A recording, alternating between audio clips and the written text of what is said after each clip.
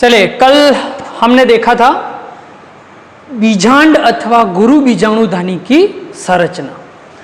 अब यहाँ पर जो बीजांड का जो बाहरी आवरण है, जिसको हमने नाम दिया अध्यावरण, जिसको इंग्लिश में इंटेग्यूमेंट कहते हैं, उससे संबंधित एक इंपॉर्टेंट शब्द जो कभी परीक्षा में पूछा जाता है, उसके बारे में मैं चर्चा करना चाहूँगा, and that is aryl. English में कहते हैं इसको बीज चोलक, हिंदी में इंग्लिश में कहते हैं एरिल। तो ये क्या होता है कि जनरली बीजांड के चारों ओर या तो एक अध्यावरण होता है या दो अध्यावरण होते हैं, एक अध्यावरणी बीजांड या द्विअध्यावरणी बीजांड। लेकिन कभी कभार कुछ विशेष बीजों में तीसरा अध्यावरण एक रंगीन संरचना के रूप में बदलकर बीज को चारों ओर से ढक लेता है, जिसको कहते हैं एरिल या बीज चोलक। एक तरह से बीज का रंगीन आवरण बना देता है। इससे फायदा क्या होता है? ये जो रंगीन आवरण है वो एनिमल्स को, कीटों को आकर्षित करता है।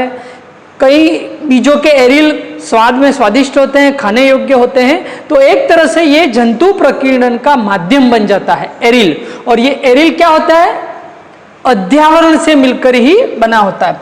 कभी कभार ये इससे भी बनता है, बीजाणुव्रत या फेनिकुलस से भी बनता है। तो ये एरिल परीक्षा में पूछा जाता है। जैसे आपके लीची में फेमस एग्जांपल है, लीची में जो खाने योग्य भाग है दैट इज एरिल होता है। उसके अलावा आपके एस्पोडिलस है, ये सांटी जिसको कहते हैं, ट्राइएंडेमा, सांटी, प्याजी, लीची, इन सब में एरिल पाया जाता है। और एरिल से ही मुझे एक और शब्द याद आया जिसको कहते हैं कैरंकल, बीज चोलक। कैरंकल, सॉरी, एरिल का हिंदी जो नाम है वो बीजोपांग है, बीजोपांग, और इसका हिंदी नाम है बीज चोलक। तो आपने देखा होगा अरंडी का बीज, अरंडी के बीज को आप गौर से देखना, आपको बीज के ऊपर एक ऐसी कॉर्की स्ट्रक्चर आउटग्रोथ मिलेगी इस तरह की। यह भाग कहलाता है कैरंकल या बीज चोलक। क्या भूमिका है इसकी? ये प्रोटीन, शुगर और लिपिड से बनी होती है। इसको चींटियां वगैरह खाती हैं, तो इसको खाने के लिए बीज को वो ले जाते हैं अपने स्थान पर, वहां पर इस कैरंकल को खा जाते हैं और फिर बीज उस जगह पर पहुंच जाता है जहां बहुत सारा ऑर्गेनिक वेस्ट होता है, तो उसको न्यूट्रिशन मिल जाता है, जर्मिनेशन में सहायता मिल जाती है। तो एक तरह से ये भी डिस्पर्सल का और न्यूट्रिएंट प्राप्त करने के लिए सही जगह पर पहुंचने का एक माध्यम है, जिसको कैरंकल कहते हैं या बीज चोलक कहते हैं। तो परीक्षा में ध्यान रखिएगा, 4 शब्दों में बोल रहा हूं, वो बार बार पूछे जाते हैं। स्पोरोपोलेनिन के बारे में पूछा जाता है, इसके अलावा एरिल के बारे में पूछा जाता है, कैरंकल के बारे में पूछा जाता है, और एक पोलन किट, इसके बारे में पूछा जाता है। तो इन 4 चीजों पर विशेष ध्यान देना है आपको। चलिए, अब हम इस गुरु बीजाणुधानी में गुरु बीजाणु कहाँ बनते हैं उसके बारे में चर्चा करते हैं। चलिए, तो गुरु बीजाणुधानी में कोई एक कोशिका जो है उससे गुरु बीजाणु का निर्माण प्रारंभ होता है। इस एक कोशिका को कहते हैं प्रसु कोशिका।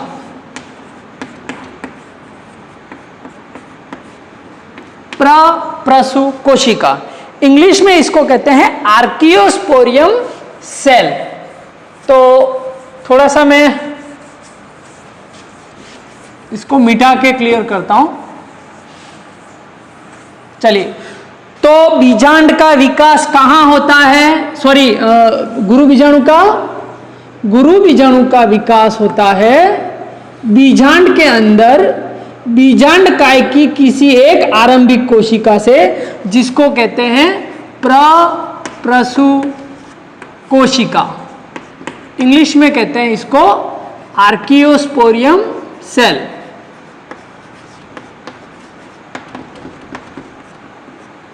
अब इसमें विभाजन होता है, जिससे एक तो बनती है प्राथमिक भित्ति कोशिका और दूसरी बनती है बीजाणुजन कोशिका, इसको इंग्लिश में कहते हैं स्पोरोजिनस सेल। स्पोरोजिनस सेल, इसको कहते हैं प्राइमरी पैराइटल सेल। नाउ अब ये जो पैराइटल सेल है, भित्ति कोशिका, इससे तो इसकी भित्ति बनती है, आवरण बनता है, जिसको हमने इंटेग्यूमेंट कहा है। और जो स्पोरोजिनस सेल है वो अब कार्य करती है किस तरह से, यहां पर आपको दिखाई नहीं देगा, मैं ऊपर लिख रहा हूं कि ये जो स्पोरोजिनस सेल है अब वो कार्य करती है गुरु बीजाणु मात्र कोशिका के रूप में, जिसको कहते हैं मेगास्पोर मदर सेल। और उसमें फिर मियोसिस होता है और मियोसिस से फिर बनते हैं कितने, 4 मेगास्पोर या 4 गुरु बीजाणु बनते हैं। तो स्पोरोजिनस सेल कार्य करती है मेगास्पोर मदर सेल गुरु बीजाणु मात्र कोशिका में, उसमें मियोसिस होता है जिससे बन जाते हैं 4 मेगास्पोर। नाउ ये तो गुरु बीजाणु का निर्माण कैसे होता है ये हमने पढ़ा, लेकिन महत्वपूर्ण बात ये कि ये चारों गुरु बीजाणु फंक्शनल नहीं होते, अर्थात इन सभी से आगे परिवर्तन की प्रक्रिया नहीं होती है। तो क्या होता है कि मान लो ये 4 गुरु बीजाणु बने, तो प्रायः मोस्ट ऑफ एंजियोस्पर्म में जो बीजांड द्वार की ओर के 3 गुरु बीजाणु है वो विलुप्त हो जाते हैं और निभाग सिरे का केवल 1 गुरु बीजाणु है वो फंक्शनल होता है, प्रकार्यक जिसको कहते हैं। और उसी से आगे किसका विकास होता है, भ्रूण कोश का विकास होता है, जिसको हम क्या कहते हैं, स्त्री युग्मकोद्भिद। स्त्री युग्मकोद्भिद, जिसको इंग्लिश में कहते हैं फीमेल गैमेटोफाइट। तो फीमेल गैमेटोफाइट या भ्रूण कोश का विकास उस एक फंक्शनल मेगास्पोर से होता है जो किस ओर होता है, निभाग सिरे की ओर होता है। ठीक है, तो ये तो पढ़ा हमने गुरु बीजाणुधानी या बीजांड में किस तरह से गुरु बीजाणु का विकास होता है। चलिए अब कुछ शब्द हैं, मान लो ये बीजांड है और ये हमारी प्रप्रसू कोशिका है जिससे गुरु बीजाणुओं का विकास होना है। अगर इसके चारों ओर कोशिकाओं की केवल एक परत हो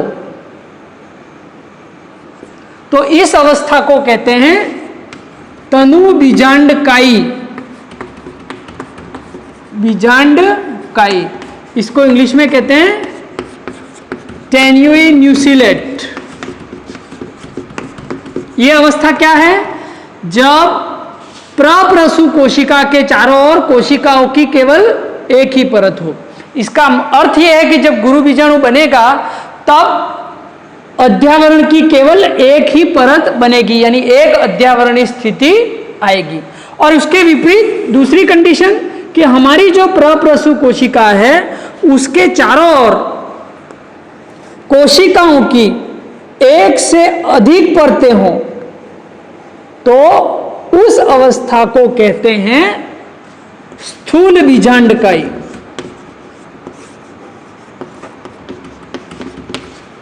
स्थूल बीजांडकाई, इसको इंग्लिश में कहते हैं क्रेसी न्यूसिलेट। और इससे प्रायः बहुअध्यावरणीय अवस्था का विकास होता है, द्विअध्यावरण की स्थिति आती है। ये जो मोस्ट ऑफ पॉलीपेटली जिसमें दल पृथक होते हैं और एक बीजपत्री होते हैं उनमें एक अध्यावरणीय स्थिति होती है, और जो गैमोपेटली होते हैं, डाइकोट्स होते हैं, उनमें द्वि अध्यावरणीय स्थिति होती है। हाँ, एक अपवाद वो भी पूछा जाता है, कुछ एंजियोस्पर्म ऐसे हैं जिनमें अध्यावरण बिल्कुल नहीं पाया जाता, उनका नाम इंपॉर्टेंट है फैमिली का। तो एक तो है लोरेंथेसी। और एक है बेलेनोफोरेसी।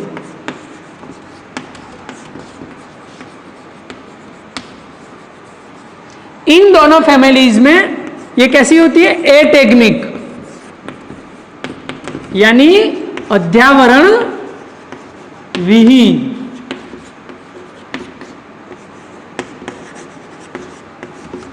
तो कभी कभी ये एग्जाम्पल भी परीक्षा में पूछा जाता है। ठीक है, एक और है ओलेकेसी। तो ये 3 फैमिलीज ऐसी हैं जिनमें अध्यावरण नहीं पाया जाता है। चलिए, अब बीजांड में या गुरु बीजाणु धनी में गुरु बीजाणु का निर्माण हो चुका है। अब हम आगे बढ़ते हैं कि इस गुरु बीजाणु से स्त्री युग्मकोद्भिद का विकास कैसे होता है।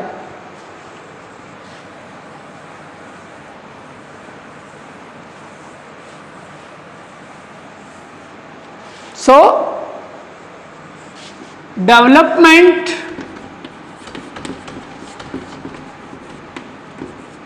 ऑफ फीमेल गैमेटोफाइट, अगर हिंदी में कहें तो स्त्री युग्मकोद्भिद का विकास। चलिए, तो स्त्री युग्मकोद्भिद का विकास अभी हमने पढ़ा किससे होता है?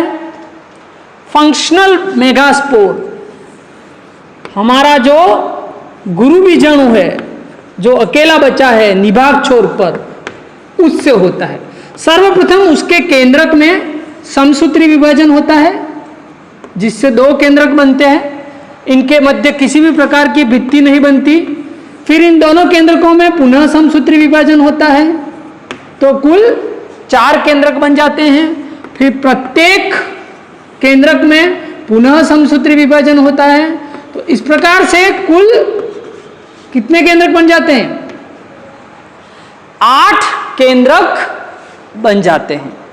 अब ये जो 8 केंद्रक बनते हैं, उनसे कुल 7 कोशिकाओं का निर्माण होता है। ये 7 कोशिकाएं, आप यहां तक स्क्रीनशॉट ले लीजिए, जगह कम पड़ेगी, मैं यहां पर वापस बना रहा हूं। स्क्रीनशॉट ले लीजिए एक बार।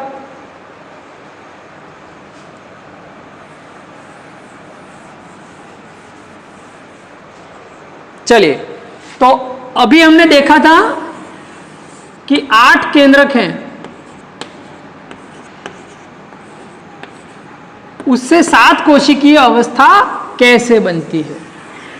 तो देखिए,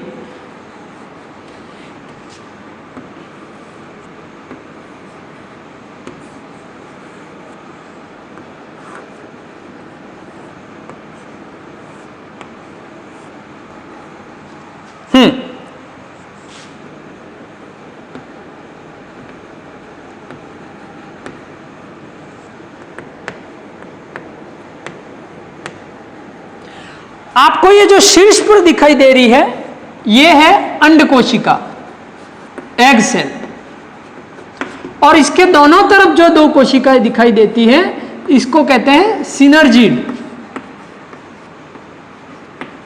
या सहायक कोशिकाएं।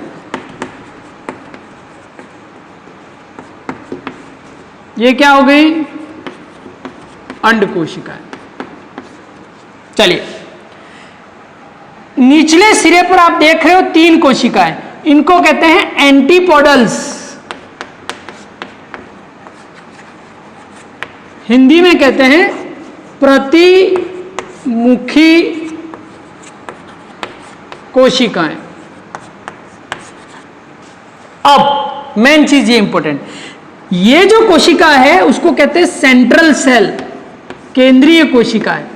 अब इसमें आप देख रहे हो सेंट्रल सेल में एक नहीं बल्कि कितने केंद्रक हैं? 2 केंद्रक हैं।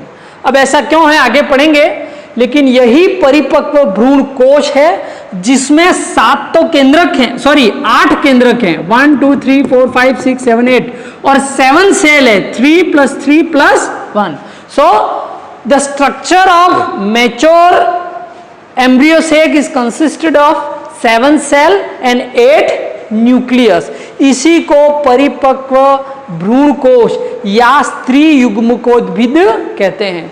तो परीक्षा में हर बार बड़ा प्रश्न आता है कि स्त्री युग्मकोद्भिद का विकास कैसे होता है, या एक परिपक्व स्त्री युग्मकोद्भिद का नामांकित चित्र बनाइए. ठीक है, तो आप इसका भी स्क्रीनशॉट ले लीजिए.